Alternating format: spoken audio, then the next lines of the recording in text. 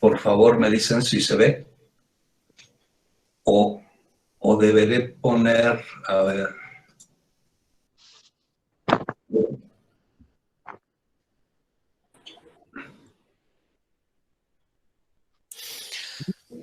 Ahí ya se aprecia, doctor. Ahí está. Pero está muy chico, ¿verdad? Sí. El formato con... Se me hace, a ver, si pongo la presentación del PowerPoint, ¿aparece la pantalla completa? Sí. O sea, ¿ustedes están viendo toda la imagen? Estamos viendo las siguientes diapositivas. Ah, caray. Y la primera imagen. Entonces, ¿qué debo hacer para...? A ver, vamos a ver así. No, pero se desaparece. Yo creo que debo compartir todo, entonces, la pantalla completa. Sí, no más conveniente. Sí, lo he hecho para seguirlos viendo. En la parte inferior. Sí, derecha. Derecha o izquierda, debe de venir a lo mejor un rectangulito que dice presentación. Sí, ese es el que estaba aplicando. Pero yo lo que quería era tener parte de la pantalla con la presentación y parte con ustedes, pues, para poder interactuar o si alguien levanta la mano o alguna cosa. Pero... Profesor, buenos días. ¿Puede hacer la opción de compartir doble pantalla? Por ejemplo, si usted aquí en A ver, voy a dejar de compartir esta y voy a ver la otra opción. Presentar, ¿verdad? Y en presentar toda una pestaña, una ventana, toda tu pantalla.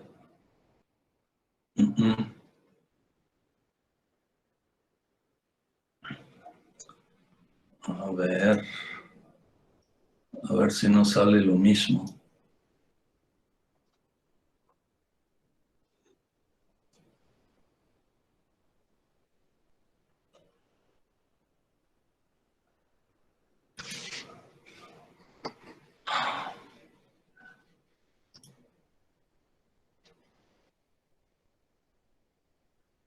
Siguen viendo la pantalla chica, ¿verdad? Bueno, voy a hacer esto para no agrandarla. ¿Se está agrandando? Sí, se está ampliando. Aunque se vean los iconos laterales, pero me interesa mucho estarlos viendo. Se ve bien la pantalla, ¿verdad? Dice que es arquitectura 1. Así es. De acuerdo. Bueno, algunas advertencias. Aquí, desgraciadamente, no van a salir sabiendo qué es arquitectura. Quiero decir, no hay una definición, puesto que no estamos hablando de ciencias, mucho menos de ciencias duras. Estamos hablando de una disciplina que se mueve entre, digamos, un pie en la ciencia y otro pie en el arte. Y en ese sentido, pues cada autor va agregando una visión particular de la disciplina y a su vez el tiempo, la circunstancia, va definiendo esa disciplina. Esa es una de las cosas más seguras. Va a cambiar. ¿Sí? Como cambia la sociedad, como cambia la realidad, la arquitectura va cambiando, pero cuidado, va cambiando en sus aspectos formales, materiales, ¿sí? Conceptuales inclusive, pero las esencias, o sea, los valores, aquellos valores clásicos que me imagino ya se los dieron, o en eso están, de firmitas, utilitas, venustas, y en su momento debemos agregar un cuarto valor, la sostenibilidad, o sea, el respeto al medio ambiente.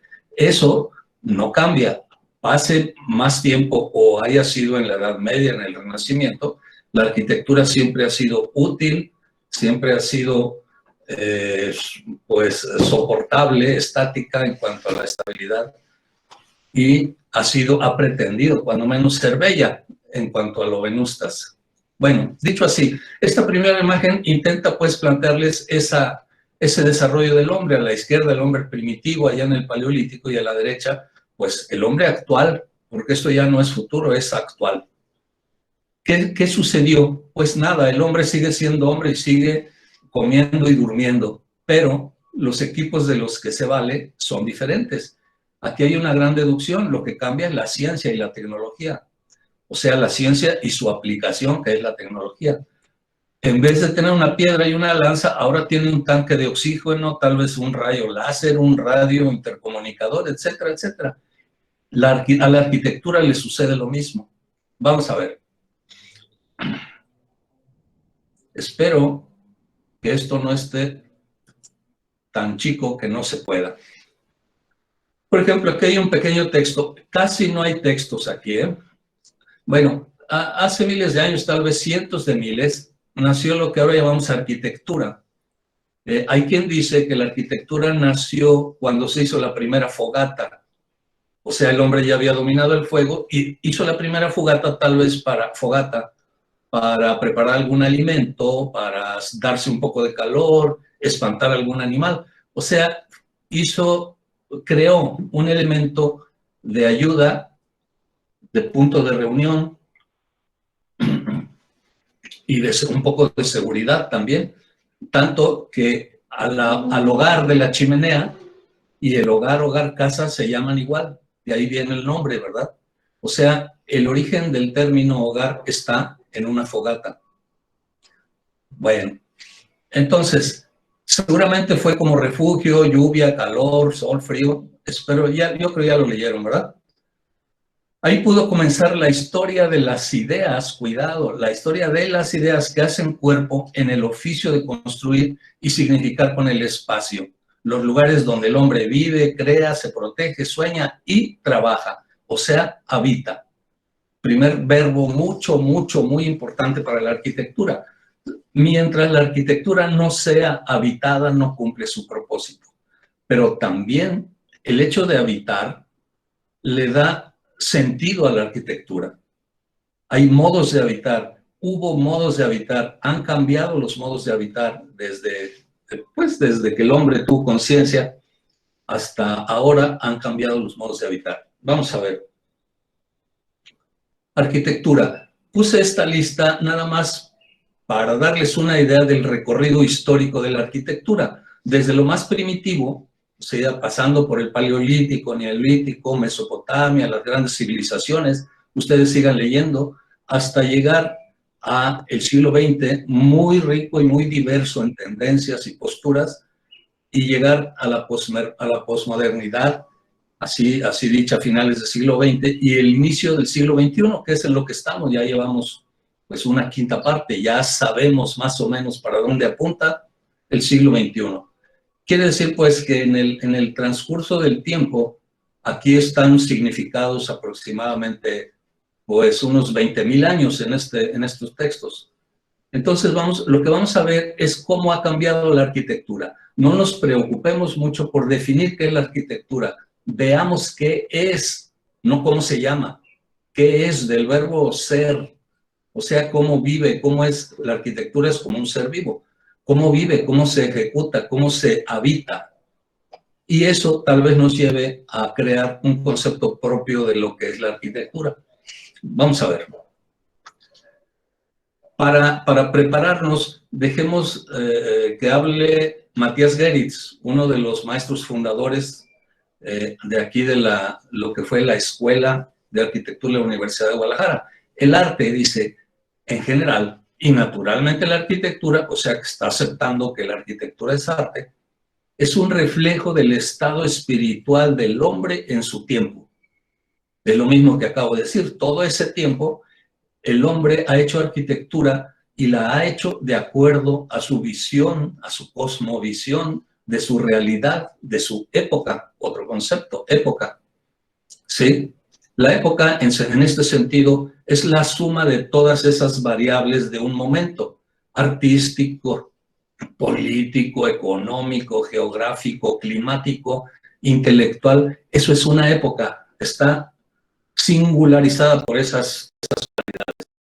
Bueno, siendo entonces el arte un reflejo, expresión del estado espiritual del hombre en su tiempo, o sea, no habla del estado físico, habla espíritu en el sentido pensamiento, ideas, pensamiento, visión.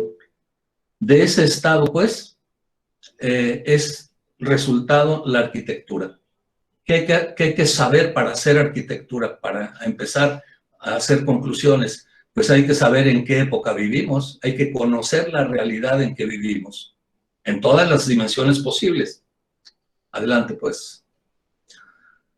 La arquitectura es todo, compete a la arquitectura. A veces a los alumnos que me toca acompañar, les pregunto o les pido que me digan algo ajeno a la arquitectura, y es difícil, ¿eh? Lo más loco que se les ocurra tiene que ver con la arquitectura y con el ser humano.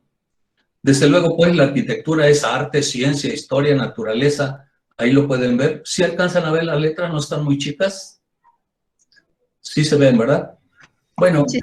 esto Sí, termina profe, sí va bien. en tecnología, materiales, sobre todo ahora en esto que estamos acabando con la naturaleza, lo sostenible, desde luego los valores locales y los valores universales. Esa globalización, otro concepto, que empezó como un concepto económico, ya se acepta como un fenómeno antropológico y se habla de la especie planetaria, o sea, del Homo sapiens planetario. Tan Homo sapiens es en el Polo Sur, en el norte y en Australia y en Finlandia. O sea, el hombre ya es uno, ya no se puede, ya no es correcto decir el hombre de Australia es así. Claro, hay particularidades, pero sobre todo estos problemas globales que tuvimos, que tenemos, esta pandemia, por ejemplo, nos hace vivir la realidad de todos. Ya nos dimos cuenta que vamos navegando en una esfera en el universo, no sabemos para dónde, ni de dónde venimos, ni cómo surgimos, ni a dónde vamos. Somos, pues, compañeros muy cercanos en un viaje que no sabemos dónde empieza y no sabemos dónde va a terminar. Lo sostenible, lo local y lo universal. Preocupaciones del hombre. Al estar parado aquí en el planeta, bueno, pues ve el cielo, ve los astros en la noche y ve los astros del día, o sea, el sol. Astro viene de aster, que quiere decir estrella. El sol es una estrella. Esto es Stonehenge. Abajo a la izquierda casi siempre viene algún pequeña leyenda con datos, autor, fecha. Sobre todo váyanse fijando en la fecha, ¿sí? Como tienen cercana a la pantalla, yo creo que sí pueden ver. Son letras muy pequeñas, pero creo que sí las ven.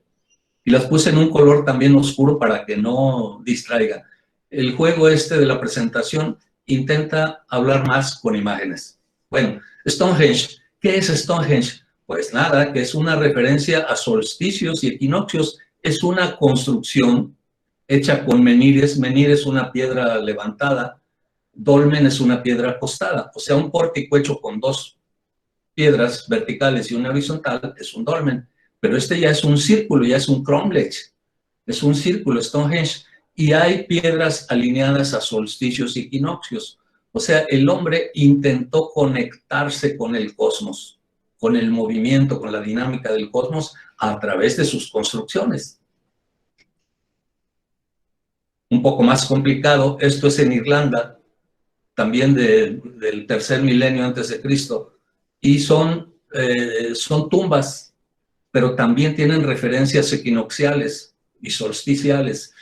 Se ve en la imagen de la izquierda cómo el sol entra en una fecha precisa hacia el interior y hasta el centro del edificio. Es una loma artificial hecha con piedras, con dolmen y menires y cubierta de tierra. Bueno, es bueno observar para ustedes y darse cuenta cómo la arquitectura se va enriqueciendo conforme van avanzando los conocimientos del hombre. Eso es pues es un diagnóstico que pueden hacer de la arquitectura. Entre más complejos son los significados, quiere decir que pertenecen a una época más avanzada en ciencia y conocimiento en general. Aquí ya avanzamos mucho más. Son construcciones que requieren una tecnología muy complicada. Vean arriba a la derecha la escala de las piedras. Un hombre, supongamos que no es tan alto, que mida 1,70, Pues las piedras fácilmente miden 1,50, es un cubo de 1,50 por lado. En el concreto, un cubo de concreto de 1 metro son aproximadamente, si hay alguien que lo sepa con más exactitud, no sé, 2 toneladas, 2 y tantos toneladas. O sea que esas piedras pesan 2,5 toneladas mínimo.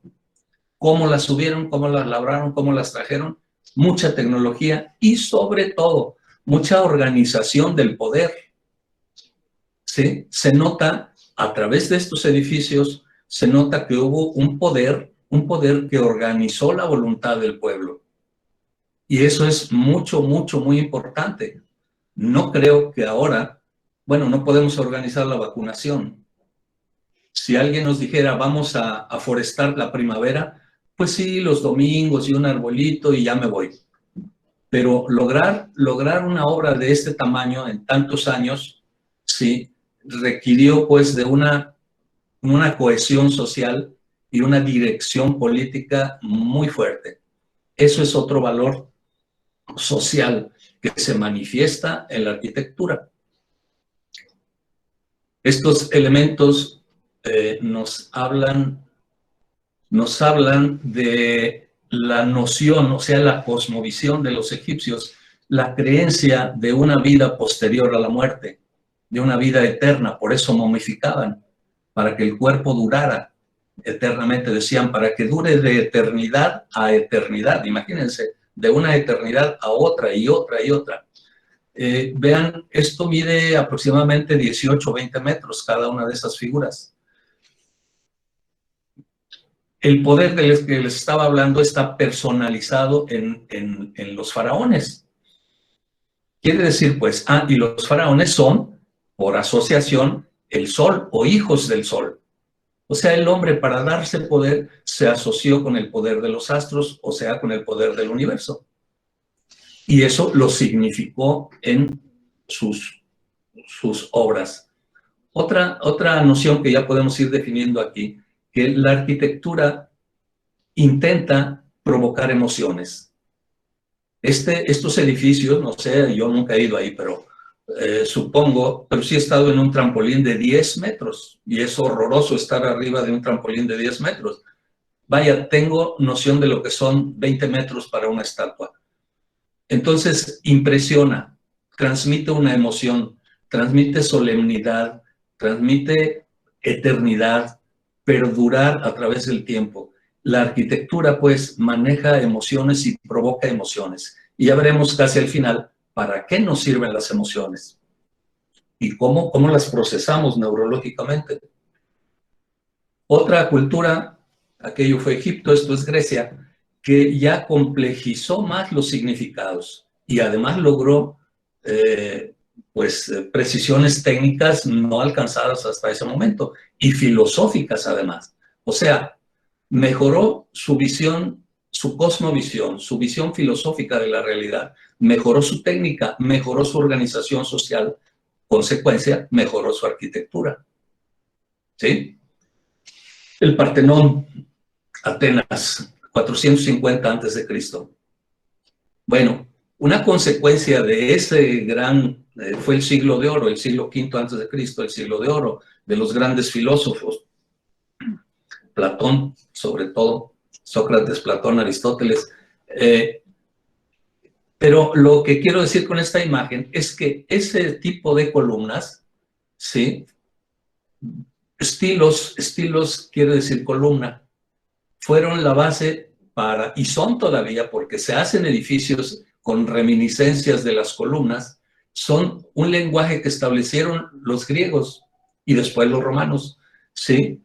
Y ese lenguaje nos ha perseguido desde entonces. Cuando se quiere hacer referencia, digamos, a la democracia, que se fundó ahí en Grecia, se hace uso de los lenguajes que se usaron en Grecia, los lenguajes formales arquitectónicos. Esto más el frontón, ese triángulo que están soportando las columnas en la fachada principal, ese triángulo aplanado es el frontón. Y los estilos, o sea, las columnas, de diferente manera, se quedaron ahí en Grecia y se quedaron en la historia como modelo clásico, otro concepto clásico. Lo clásico es lo que permanece, es la esencia, lo que no cambia. Por si algún día les preguntan qué es lo clásico, eso es. Roma se alimentó de Grecia, pero se dice que los griegos inventaron la cultura y los romanos la usaron para conquistar el mundo. Los romanos fueron guerreros. Desde luego había filósofos y hubo gente talentosa en cuanto a la cultura, pero principalmente fueron grandes conquistadores, cosa que no fueron los griegos en esas dimensiones. Entonces, creadores de cultura más los griegos que los romanos, pero los romanos más conquistadores que los griegos. ¿Cuál fue cuál fue el sentido de su arquitectura? La arquitectura de ellos la usaron para significar su poder. Y cada lugar que conquistaban le construían o un acueducto, un coliseo, una arena, de menos un templo con las características romanas. Me viene el símbolo de McDonald's. McDonald's tiene un símbolo, ¿verdad? La M, y donde quiera que van ponen su símbolo. Así los romanos llegaban, conquistaban y construían de acuerdo a su filosofía, y con eso significaban que era territorio romano.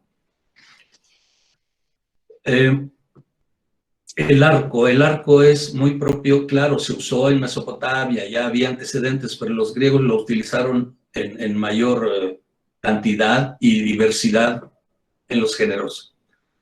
Y la cúpula, que está aquí, el Panteón de Agripa, ¿sí? Entiéndase como mensajes, la solemnidad, ¿sí? La conexión, ese óculo enorme, parece que son 8 o 9 metros, que está en el techo del domo es la cúpula, ¿sí?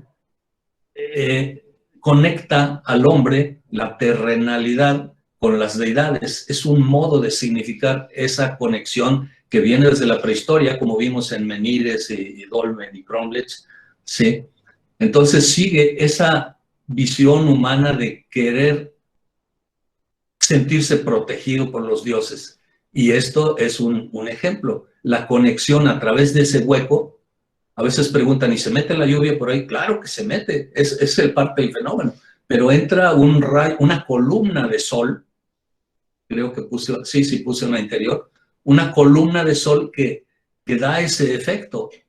Esto me recuerda en películas de naves espaciales, a veces con un rayo de luz así vertical que sale, con eso los alienígenas raptan a los terrícolas. Es una asociación de esa magia, de ese milagro, pues, que viene del cielo y conecta con el hombre. Ese misticismo, pues, ¿sí? Es la atmósfera que se crea con este tipo de espacios. Pero sigue habiendo, actualmente sigue habiendo culturas que construyen así. ¿Por qué construyen así? Pues sencillamente porque están lejos de la esfera de la cultura occidental a la que pertenecemos nosotros, que es la tradición grecorromana, ¿sí? Grecorromana, latina y todo el Mediterráneo que nos trajo España. Y estos señores pues siguen aislados y siguen construyendo de acuerdo a la naturaleza con materiales vegetales y tierra, y su organización social es la misma. Pero si estamos hablando que la arquitectura progresa con la ciencia, pues aquí estos señores se quedaron atrasados y no tienen esa visión de ciencia y ni de economía. La arquitectura es parte de la economía.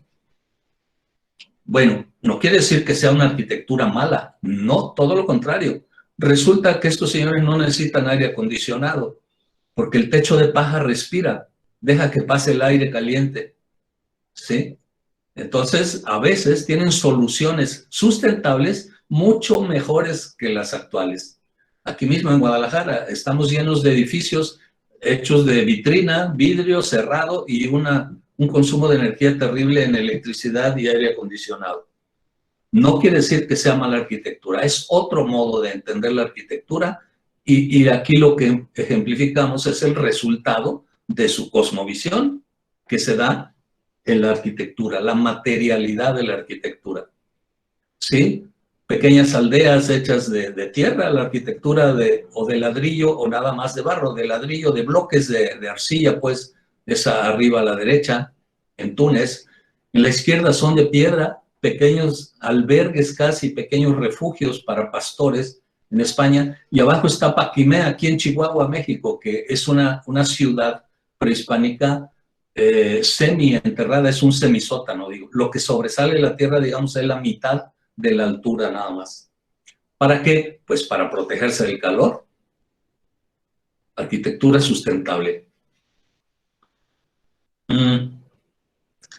Sigue habiendo pueblos tradicionales como estos, se llaman trolos, en plurales trulli, o sea, casas hechas de lajas de piedra.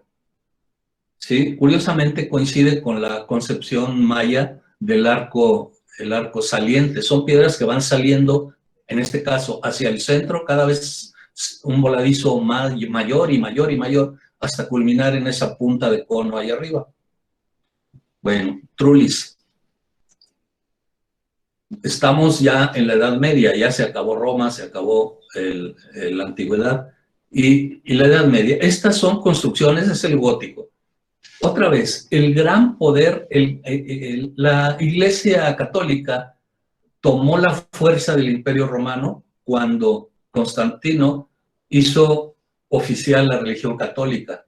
Un acto totalmente político. Vio que había muchos, vio que la mayoría, pues los sumo a mi poder. Bueno, y de ahí surgió el gran poder de la Iglesia Católica que llegó a construir este tipo de cosas, el gótico. El gótico es así hay en algunos textos, así se describe como la expresión máxima de la construcción en piedra. Así como empezó el menhir, una piedra parada, esto son piedra sobre piedra. Aquí no hay ni un tornillo, ni una varilla, ni cemento. Entonces es un alarde tremendo. En este caso estamos hablando de Milán. No recuerdo el dato exacto, pero anda entre 50 metros la altura. Y vean la complejidad de la construcción. Eso es técnicamente. Simbólicamente, pues es el relato de la Iglesia Católica, ¿sí? Expresando su poder, otra, la conexión del hombre con las deidades, la verticalidad, ¿sí? La transparencia. Si se mete uno a estos espacios, no me acuerdo si traigo interior, no, creo que no. Pero métanse el expiatorio y vean cómo la luz se filtra por el edificio. Es un edificio lleno de huecos, ventanas, rosetones, que hace que la luz se llegue tamizada al interior. Y además agréguenle los vitrales y les da una coloración muy sugestiva que sugiere misticismo, religiosidad, introspección. Estoy relatando conceptos que produce emocionales que produce la arquitectura. Ojo, la arquitectura provoca y debe provocar emociones. En este sentido, emociones religiosas relacionadas con la religión. Vean la complejidad estructural, contrafuertes, agujas, esos soportes verticales se alzaban más para que estuvieran más pesados y contuvieran el empuje lateral de los muros y de las bóvedas. Es un alarde, pues, de ingeniería que expresa la gran religiosidad dogmática del pensamiento dogmático de la sociedad de la Edad Media. Pero existió también Mesoamérica. En ese mismo tiempo se estaba construyendo acá en Mesoamérica mucho. La Edad Media de Europa coincide con el periodo clásico de Mesoamérica. El periodo clásico va del 200 al 900 después de Cristo. La Edad Media va del 400, cuando cayó el Imperio Romano, al 1400, 1500, que es el Renacimiento. La Edad Media, 1000 años. El clásico de aquí son 600 años. ¿Qué se hizo aquí en esta región que está señalada con puntos y colores? Ustedes me imagino que ya saben tantas culturas que hubo aquí, regiones, ciudades, edificios como este. Aquí también se le rindió culto al sol. ¿Por qué? ¿Por qué esa coincidencia? Porque éramos pueblos agrícolas. Y los pueblos agrícolas, y allá en Europa también, lo que les interesaba era ver el ciclo de los tiempos, cuándo había sequía, cuándo llovía, cuándo debían empezar a trabajar la tierra. Por eso hicieron edificios como este, Sibilchaltún, Casa de las Siete Muñecas, lo hicieron para señalar el equinoccio. Cuando el sol se alinea allí, quiere decir que ya vamos a empezar a trabajar la tierra, que es el 21 de marzo, que para allá vamos ahorita, ojo con el equinoccio. Y ahí empieza el ciclo agrícola. Hay que voltear la tierra, ventilarla, deshiervar, quitar, aflojarla, para que en las primeras lluvias, con la primera lluvia, el que haya trabajado en el campo, hay que sembrar, ya que está húmeda la tierra, para que germine y vengan más lluvias, crezca, produzca y haya alimento.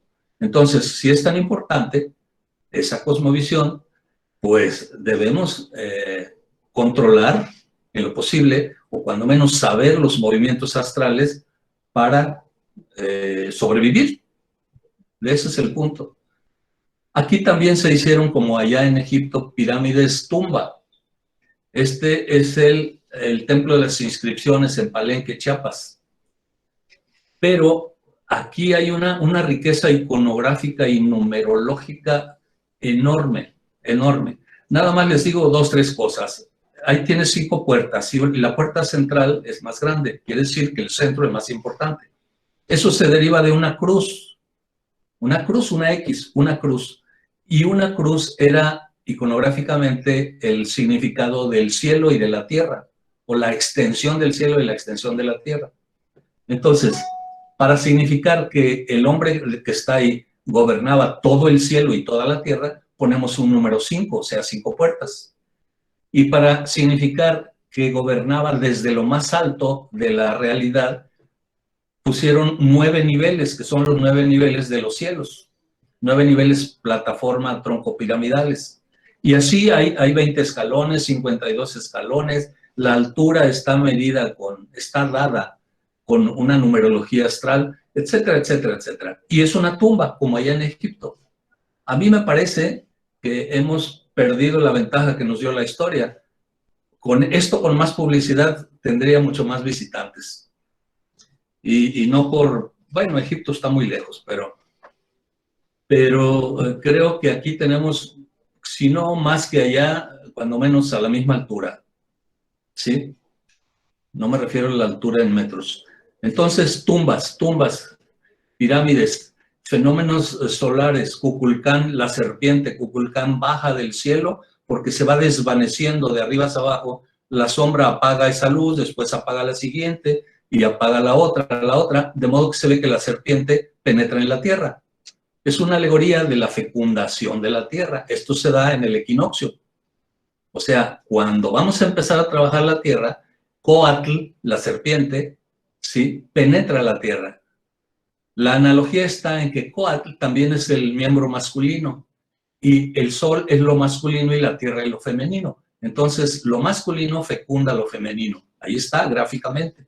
Y esto no lo hicieron los egipcios. No llegaron a eso. Bueno, ¿qué sucede en Europa? Se acaba la Edad Media y es el Renacimiento. Renacimiento. Es otro despertar del hombre. Renace, se da cuenta de sí mismo, toma conciencia de que somos individuos, no somos como en la Edad Media, los creyentes, los obreros, el patrón y los curas, o sea, los religiosos. Esas 3 élites, esas 3 bloques componían el monolito medieval, así le dicen algunos historiadores. El monolito medieval, una sociedad compacta, hecha de 3 partes. Los peones, o sea, la gente pobre, los señores feudales y los señores religiosos. Aquí en el Renacimiento nos damos cuenta que no somos un bloque, somos individuos. Y hay un retomar el lenguaje de las culturas clásicas, columnas, frontones, cúpulas, ritmos, proporciones, se vuelven a tomar y se magnifican. El hombre se da cuenta de que él es el centro del universo y magnifica sus obras. Son enormes. A ver si hay... No hay. Un acercamiento de la escala no lo hay. Ya me adelanté. El tiempo va muy rápido, yo veo el reloj que camina más rápido ahora. Bueno, Plaza de San Pedro en Roma, enorme, enorme. La base de la columna mide más de 2 metros, la base. ¿Qué vino después de ese renacimiento? Vino, como la Iglesia Católica se dio cuenta de que por fenómenos de la Reforma, Lutero y todos esos, pues estaban perdiendo credibilidad. Carlos Borromeo, que después lo hicieron santo por el gran éxito comercial que tuvo, ideó expresar en la arquitectura todas las historias sagradas, o sea, las historias de la Biblia, sus dogmas, ¿sí? Y hay retablos, esto es Santa Prisca en Taxco, Guerrero. Hay retablos en el interior que relatan, no sé, la Inmaculada Concepción de la Virgen, en la fachada están los 12 apóstoles, etcétera, etcétera, la crucifixión o la pasión de Cristo, o sea, relatan en las fachadas historias bíblicas. Esa es la intención del barroco. Otra, la verticalidad también. El barroco es vertical, lo que va a venir después, que es el neoclásico, es horizontal. ¿Qué quiere decir? Que el hombre confía en la deidad, se conecta con la deidad y relata, porque no había mucha gente que supiera escribir y leer, relata escultóricamente los misterios de la iglesia. Creo que estoy hablando como cura hasta la entonación, pero no es cierto. Bueno, entonces el barroco es una expresión mística, espiritual, religiosa, sorpresiva, emocional, complicada, compleja, curvilínea, ¿sí? Que desmaterializa las fachadas. Si ustedes ven esto a la luz, sobre todo el retablo, ese claro y oscuro, claro y oscuro, no hace que aparezca un plano como muro, sino lo desbarata, lo desintegra. Así dicen algunos libros, desmaterialización de la arquitectura. ¿Qué sucede después? Sucede que llega el siglo de las luces, que es Le Lumière en francés. ¿Qué es Le Lumière? Las luces, o sea, el conocimiento, la ciencia, que se opone a todo lo religioso. Todos los enciclopedistas franceses eran ateos. O sea, llegó el racionalismo a darse cuenta el hombre durante 300 años más o menos, 200 y tantos, del Renacimiento al siglo de las luces, fue una época de grandes descubrimientos científicos. Entonces el hombre se dio cuenta que su destino, su futuro estaba en sus manos, ¿sí? No dependía de una deidad. Y arribó la revolución industrial. Apareció el acero. Y se hicieron edificios como este, que es totalmente cristal y acero. Adiós a la piedra y adiós sobre todo a ese trabajo minucioso y laborioso y cansado y caro de la decoración, la talla de piedra. Bueno, revolución industrial se llama ese momento, que fue consecuencia del siglo de las luces. Este edificio, que es la Torre Eiffel, se hizo con ese propósito, con la celebración de una exposición industrial universal en París, pero además marcó un hito. Un hito es un evento que marca un punto de la historia. ¿Sí? Puede ser un edificio, un caso histórico, un personaje, etc. Y a pesar de que la sociedad lo repudió, se convirtió en el símbolo de París. Ya no concebimos París sin Torre Eiffel. ¿Qué sucede, pues? ¿Qué sucede? Hay un fenómeno, se llaman experiencias existenciales. Una vez que un edificio ha vivido con generaciones y generaciones, o sea, ha existido, ha compartido experiencias existenciales, empezamos a quererlo. Ese es el fundamento de los apegos, el compartir experiencias. Cuando quieran apegarse a alguien, compartan experiencias y van a ver lo que sucede. ¿Sí? Van a acabar casados seguramente. Pero cuando quieran separarse de alguien, no compartan experiencias y con el tiempo lo van a olvidar y pues se separan, se alejan. Lo mismo sucede con el arte, con la belleza, lo que llamamos belleza, con los edificios, con las ciudades, con las personas. Entonces, empezamos a familiarizarnos con un edificio y de pronto se convierte en un hecho histórico, en un hito histórico, en un referente histórico. Eso ya son neurociencias acá del siglo XX, XXI. Viene de nuestra vida tan breve, 74, 75 años, y la noción de esa pues, dimensión inalcanzable cósmica para el hombre, tanto en tiempo como en distancia.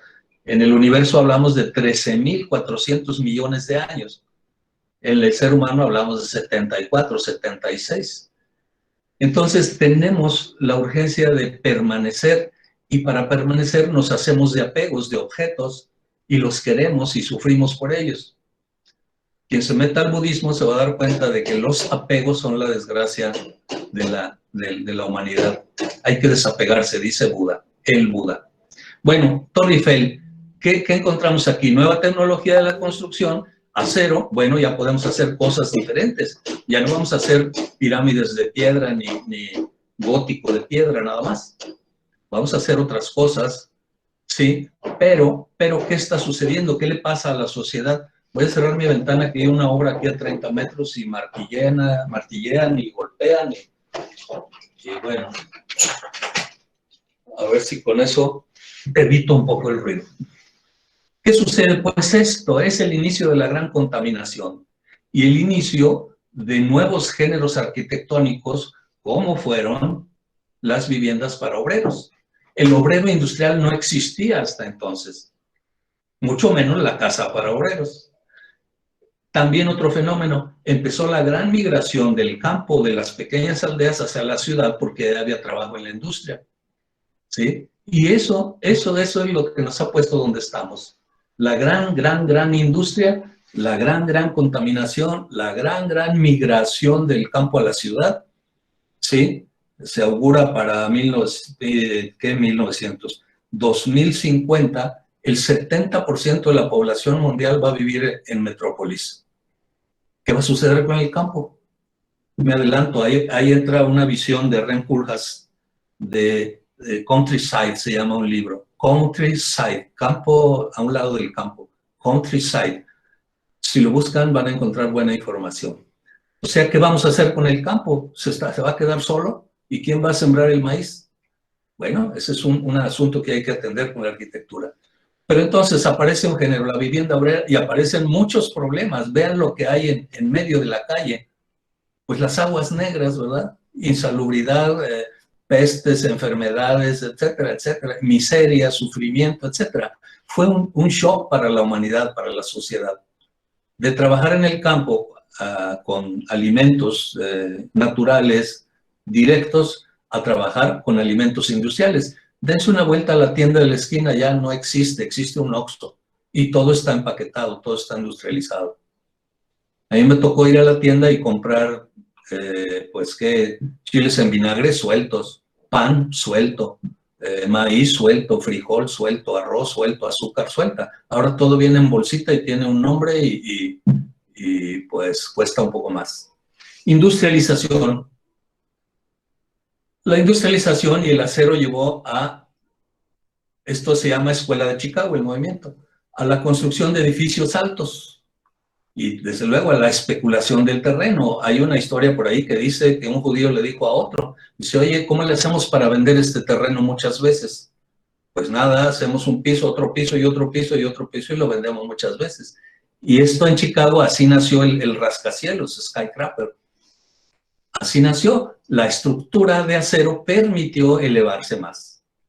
Todavía no se liberaban de ese gusto por la decoración. Si ven este edificio, que es un auditorio, abajo tiene un basamento hecho con piedra labrada. Todavía no se animan a sacudirse. Vamos a ver después edificios más actuales que ya se la sacuden. Bueno, Escuela de Chicago, edificio, verticalización. Aquí no sé qué pasó, se borró. Pues se borró. Aquí en esta, bueno, es para descansar los ojos. Entró el neoclásico del siglo XIX.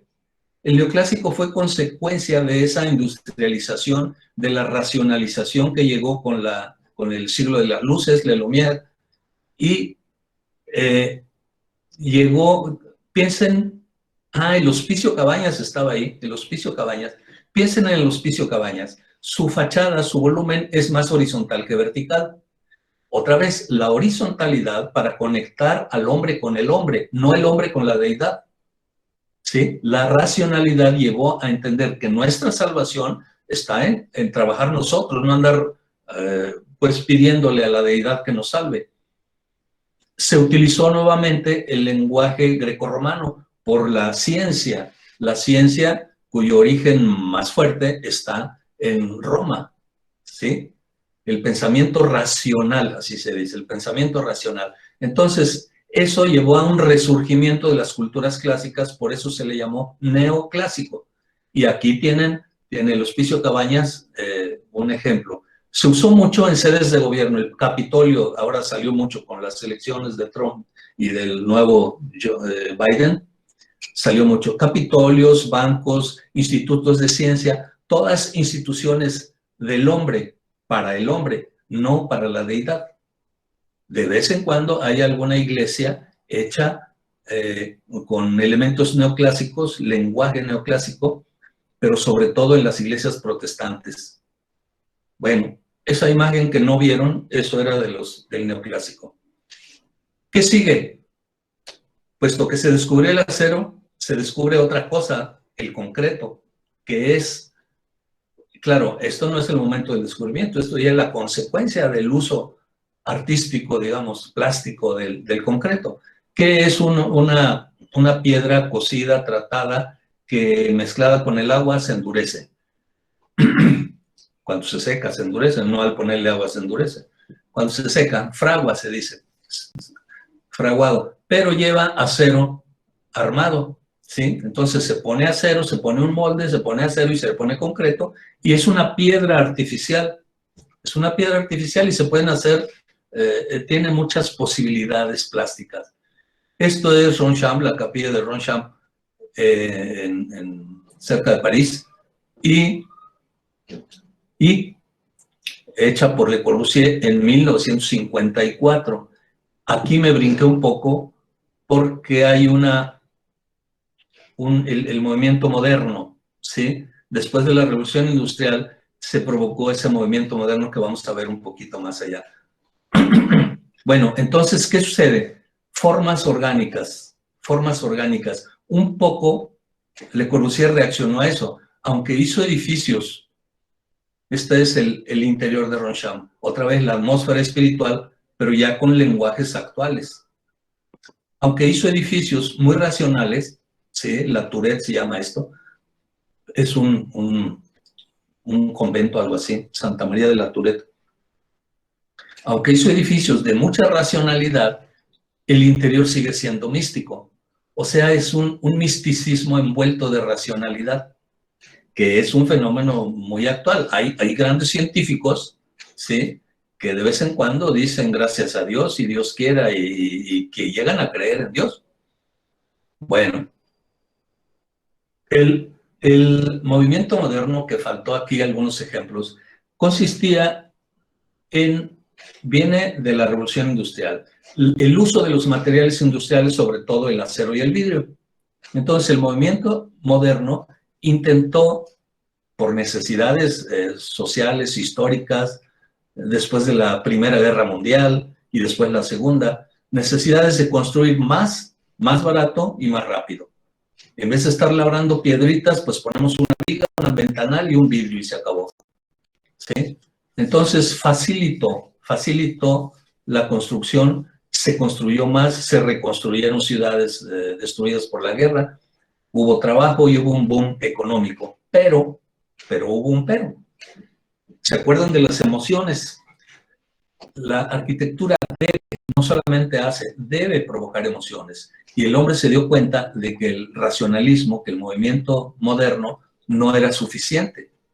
No era suficiente, le faltaba algo. Entonces empezó a buscar formas más expresivas, ¿sí?, a buscar la espiritualidad, a buscar la sencillez, que es una forma, la austeridad es una forma de espiritualidad. Piensen en San Francisco, por ejemplo. ¿sí? Entonces, esa austeridad y esa sencillez remite al misticismo, digamos, a la manera oriental, que esta casita, Sumiyoshi o algo así, es de un arquitecto japonés que se llama Tadao Ando. Y una de las características de él es la geometría sencilla, la sencillez que nos remite, por ese lado de la sencillez, nos remite a lo místico. Bueno, por otro lado, hay arquitectos e ingenieros que se van por el lado de la tecnología. Este señor, Buckminster Fuller, que fue maestro de Norman Foster, que después lo vamos a ver, y tuvo no es una idea, sino la paciencia de ponerse a diseñar esto que se llaman geodésicas. Son cúpulas estructurales, sí, con materiales ligeros que permiten grandes espacios con poco material. Por ahí hay un libro que dice, en español, dice, señor Foster, Norman Foster, del que les hablo, ¿cuánto pesa su edificio? Esa pregunta se le hizo Buckminster Fuller a Norman Foster. ¿Sí? ¿Cuánto pesa su edificio? ¿Por qué? Porque entre más pese un edificio, más, ahora vamos a la sostenibilidad, más energía consumió en su producción. Si traemos una viga de 2 toneladas, ¿sí? Pues todo el acero, el transporte, la carretera, la gasolina, el vehículo, el tiempo, pero si hacemos un edificio con elementos prefabricados, todos iguales, ¿sí? Y muy ligeros, vamos a ahorrar mucha energía. Entonces, esa pregunta de señor Foster, ¿cuánto pesa su edificio? Es un libro. Si lo buscan, lo van a encontrar en internet. Bueno, es una pregunta capciosa, como diciéndole, si hace un edificio pesado va a ser muy contaminante. Ya estamos hablando de sostenibilidad, que es otro concepto actual de la arquitectura. Entonces, Buckminster Fuller y las geodésicas. Por esa línea de la tecnología, esto se llama high-tech, se hicieron este tipo de edificios. ¿Dónde están las piedras labradas? ¿Dónde están los angelitos, las ventanas? ¿Dónde están? Ya no están. Es más, el edificio no tiene ni piel, ni superficie, ¿sí? Es como un cuerpo humano que le quitaron la piel y se le ven las venas, los músculos y casi los huesos. Es una expresión, pues, ruda, descarnada, estrictamente, literalmente descarnada, de toda la tecnología actual. Actual, estamos hablando de hace 50 años, ¿sí? Esto es de 1976. Bueno, entonces es una postura, es una parte de la cosmovisión y una consecuencia de la cultura en ese momento. Tadao Ando otra vez, vean la diferencia, ¿verdad? Aquí hay un escándalo tecnológico, aquí hay una serenidad espiritual. Es un museo, agua, horizontalidad, verticalidad. ¿Sí? Sencillez. Vaya, es válido por los dos lados. ¿Sí? Por los dos lados. Nuestra realidad, nuestra cultura actual tiene las dos caras. Y tiene más, no se crean que tiene dos. Arquitectos que le siguen apostando a la forma expresiva. La forma expresiva, esto fue Oscar Niemeyer. Oscar Niemeyer le faltó, creo que una semana para cumplir 105 años. Y llegó a la conclusión de que es mucho mejor expresivamente y provoca más emociones la curva que la recta. También se peleó intelectualmente, pues, con lo racional puro.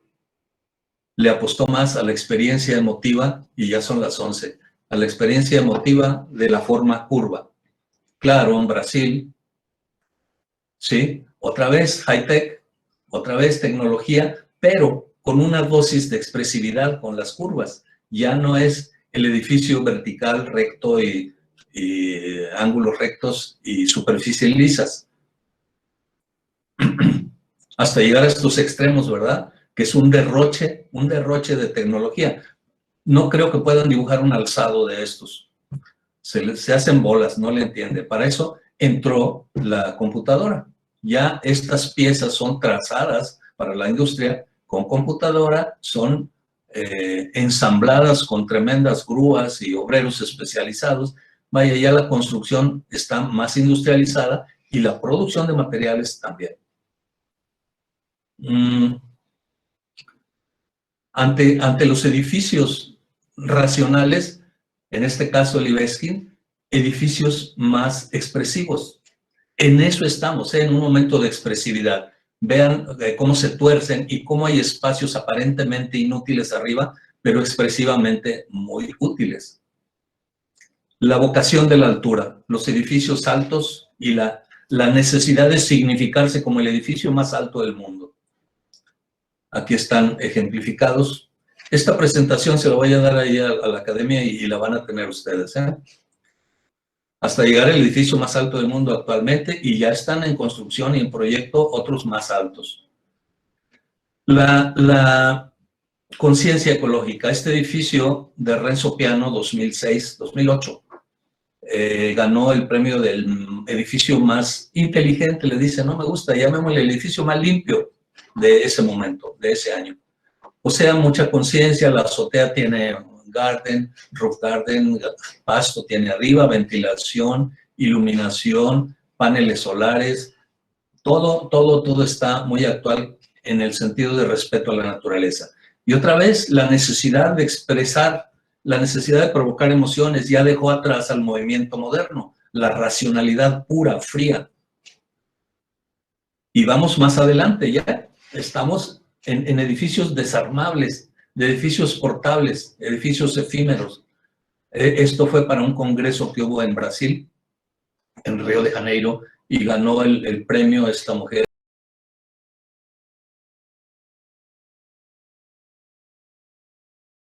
Carla Huazaba, lo ganó con este edificio. Piensen pues, la arquitectura ya, como es muy cara, podemos armarla y desarmarla y utilizarla, reciclarla para otra cosa. Ya el reciclaje es obligado por cuestiones de sostenibilidad. Este es el último edificio de Tadao Ando, no, de Norman Foster, en 2017. Y está el último edificio de Tadao Ando.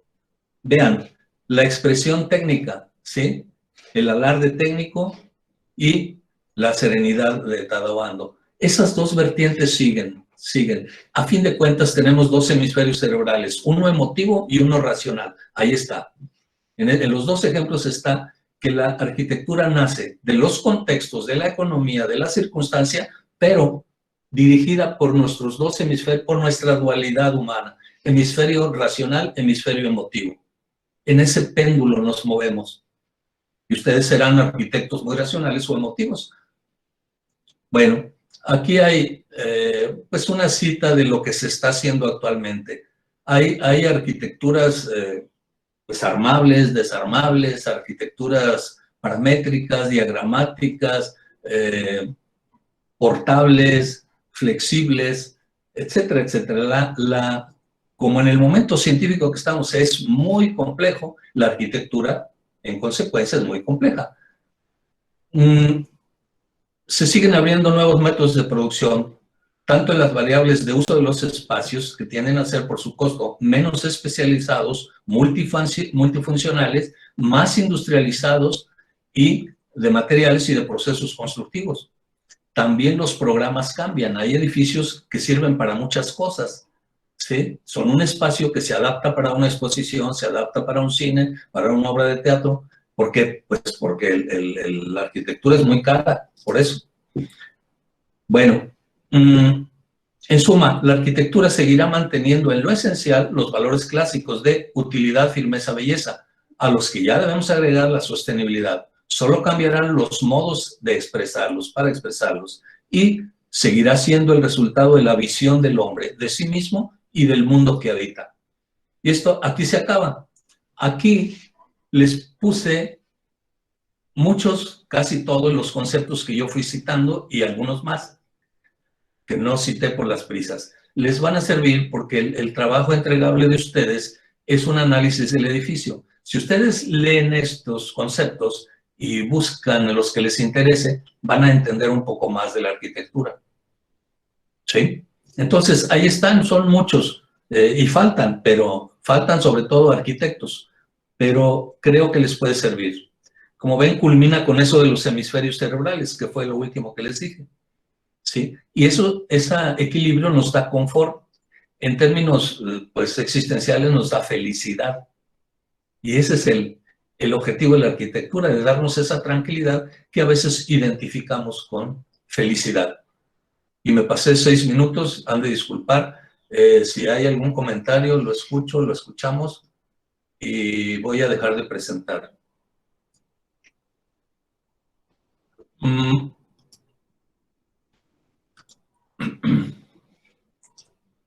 Ya está.